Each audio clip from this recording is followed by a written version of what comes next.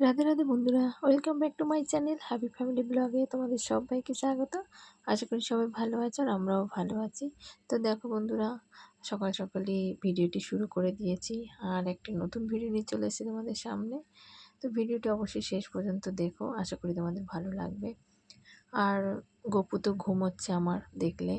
তো সকাল সকাল উঠে সমস্ত কাজকর্ম করে, মানে রান্নাটা বাকি আছে এখনও, তো একটু বসেছি। আর আমার বোন আজকে অনেক দিন পরে আমাদের বাড়িতে এসছে, সেই জন্য বোনকে নিয়ে, তো বোন আজকে চলেও যাবে। ওই দুদিন থাকলো, তারপরে আর একটু থাক, যেহেতু আমি একা একা থাকি তো আমার একদমই ভালো লাগে না। তো সকাল থেকে তো কিছুই খাওয়া হয়নি, কাজকর্ম করার ইসে, তো বোন বললো একটু মুড়ি মাখি, আবার চলে যাব, আর কবে আসবো জানি না। তো যাই হোক, মুড়ি মাখাটা খুব মিস করি, কারণ সবসময় তো হয়ে ওঠে না সব কিছু। আর একা থাকলে তো একদমই আমি খাই না, কারণ কি সকালবেলায় আমার অত টাইম থাকে না এই মুড়ি মেখে খাওয়ার। তো তোমাদের দাদাভাই যখন বাড়িতে থাকে, মানে রবিবার সেই দিন হয়, তাও যদি ওর ইচ্ছে হয় তখন, নাহলে আমি একা একা আমার ঠিক মানে ভালো লাগে না।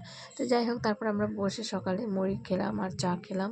তো দেখো, আর যেহেতু অনেক দিন পরে বোন এসে, তো আমার ভালো লাগছিলো। আবার বোন চলে যাবে, তো আবার সেই একা, মানে একাই তো থাকি সবসময়, তো ওই জন্য আর ভালো লাগে না। কেউ এলে না বাড়িতে ভালো লাগে, একসঙ্গে বসে গল্প করি, খাওয়া দাওয়া করি।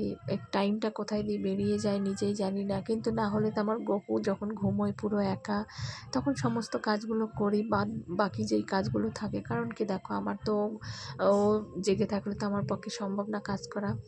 আর আমার গপু তো উঠেও গেছিলো, তারপরে আমি ওকে স্নান টান করিয়ে দিয়েছি। আর আমার গপু গিয়ে দেখছি ও একা একা বিছানায় শুয়ে ওই তারটা দিয়ে খেলছে। তো আমি দেখছিলাম যে ও কী করে, সেই জন্য এসে তো দেখেছি আমার গপু শুয়ে আছে, একা একা খেলা করছে। তো আমি একটু ওকে মানে হাতটা দিয়ে ওরকম করছি, আর ও হাসছে, মানে কাতুকুতু দিলে যেমন হাসে, তো আমি হাত ওরকম করলেই ও বুঝে যে ওকে কাতুকুতু দেবো, সেই জন্য হাসছিল খুব।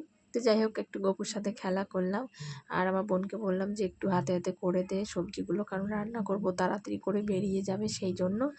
কারণ ওর 3:45 মনে হয় গাড়ি, মানে ব্যান্ডেল থেকে যতটা সম্ভব। তো যাই হোক, আমি এদিকে রান্না বসিয়ে দিয়েছি। তো বললাম যে অনেক দিন পরেই তো এসছে, আর যেদিন এসছে সেদিন মাংস করেছিলাম, সেই জন্য আর মাংস করলাম না। তো আমার বোন অতটা মাংস পছন্দ করে না, সেই জন্য বললো দিদি অন্য কিছু কর। আমি বললাম ঠিক আছে, তাহলে ডিমের কারি করছি, আর আলুর দম করছি, আর ফ্রায়েড রাইস। বললো ঠিক আছে, কোনো ব্যাপার না। আর একটু বাঁধাকপি ছিল, তো অনেক দিন ঘরে বসে মানে নষ্ট হয়ে যাচ্ছিলো বাঁধাকপিটা, সেই জন্য একটু বাঁধাকপিটাও করে নিলাম। তো সব কিছু আমি কেটে একদম মশলা বেটে টেটে পুরো রান্না করতে বসেছি। কারণ কি দেখো, আমি রান্না করতে করতে আমার খুব অসুবিধা হয় মশলা গোছাতে, সেই জন্য আমি সমস্তটা গুছিয়ে নিয়েই রান্না করতে বসি প্রতিদিন। আর যেহেতু অনেকটা রান্না, তো একটা কড়াইয়ে হবে না, সেই জন্য আমি দুদিকে গ্যাসে মানে কড়াই বসিয়ে দিয়েছি। তো একদম রেডি করে নিয়ে বসেছি রান্না করতে। তো চলো, আর এইদিকে দেখো রাইস করার জন্য আমি নিয়ে নিয়েছি চাল, বাসমতি রাইস। তো আমি এই চালটা এখন ভালোভাবে ধুয়ে নেব, তারপরে আমি এদিকে রান্না করব। আর বাঁধাকপিটা আমি আগে বসিয়ে দিয়েছি, তো চালটা যেহেতু 8 ঘন্টার জন্য রাখতে হবে ভিজিয়ে, সেই জন্য। তো এইদিকে আমি বাঁধাকপি করার জন্য আমি দেখো শুকনো লঙ্কা আর তেজপাতা ফোড়ন দিয়ে দিয়েছি, আর 5 ফোড়ন দেবো। তো তারপরে আমি বাঁধাকপিটা করে নিয়েছি, তার মধ্যে গাজর টাজর সব কিছু কুচিয়ে দিয়েছি। ভালো লাগে সব সবজি দিয়ে বাঁধাকপি করলে, তার মধ্যে পেঁপে দেওয়া হলে ভালো হয়। তো যাই হোক, এদিকে আমি দিয়ে দিলাম, তারপরে এদিকে রান্নাটাও করে নেব। আর যেহেতু অনেকটা রান্না বললাম, তো একাই করছি, আর বোনকে করতে দিইনি। দেখো একা একা থাকে তো দিল্লিতে, তো সমস্ত রান্নাবান্নাও একাই করে খায়, ঠিক মতো টাইম মতো হয়ও না। কারণ কি দেখো, সকালে রান্নাবান্না করে তারপরে ডিউটি যাওয়া, মানে ওর অসুবিধে হয়। আর সেরকম তো হয়ে ওঠে না, একলা সংসার থাকলে যেমন হয়, একা একা ইচ্ছে করে কি নানান রকম রান্না করে খাওয়া দাওয়া করতে, তারপর টাইমটাও তো লাগে, সেটা তো সবসময় হয়ে ওঠে না। সেই জন্য আমি বললাম তোকে কিচ্ছু করতে হবে না, তুই একটু হাতে হাতে করে দে আর আমার বাবুকে সামলা, তাহলেই হবে। আমি রান্নাবান্না আমি সমস্তটা করে নেব। তো বললো ঠিক আছে। আর অনেকদিন পরে যখন এসে, তাহলে তোর হাতে রান্না তো অনেকদিন খাই না, তুই একটু রান্না কর, ঠিক আছে। আর আমি আলুর দমটা না একদম নিরামিষ আলুর দম করছি, মানে পেঁয়াজ রসুন ছাড়া। তো আমার এই নিরামিষ আলুর দমটা খুব ভালো লাগে, মানে পোস্ত আর কাজু বাদাম বাটা দিয়ে আমি আলুর দমটা করি। তো সবাই খুব পছন্দ করে এই আলুর দম। আমার দাদাভাই তো বেশি পছন্দ করে, আর আমারও খুব ভালো লাগে নিরামিষ আলুর দমটা। লুচি বলো, রুটি বলো, রাইস বলো, সব কিছুর সঙ্গে ভালো লাগে। তো সেই জন্যই করে নেব। আবার কবে দেখা হবে জানি না। তো যাই হোক, আবার হয়তো অনেক দিন পরে আসবে, তো যখনই আসবে তখন তোমাদের সামনে ভিডিও নিশ্চয়ই তুলে ধরবো। তো যাই হোক, আমার এখানে আলু ভাজা হয়ে গেছে, আর অনেকটা যেহেতু আলু, তো সেই জন্য আলুর দম করতে গেলে তো একটু বেশি আলু লাগেই। আর বাঙালি তো জানোই আলু প্রিয়, আলু ছাড়া কোনো কিছুই আমাদের চলে না। কারণ দেখো, তুমি যাই রান্না করতে যাবে আলুটা মাস্ট। আলু একদম না দিলে সেই তরকারি যেন খেতেই ইচ্ছে করে না, খেতে ভালোও লাগে না। তো যাই হোক, সেই জন্য বেশি করে আলুর দমটা করছি, যেহেতু আমরা রাতে খাবো, রুটি দিয়ে হোক লুচি দিয়ে হোক যাই হোক। তো আমার বোন পরোটা করেছিল, মানে ও টিফিন নিয়ে যাবে, তো ও বারণ করেছিল যে কিছু নিতে হবে না। আমি বললাম দেখ, এতটা রাস্তা যাবি জার্নি করে, তো কিছু না খেলে ভালো লাগে।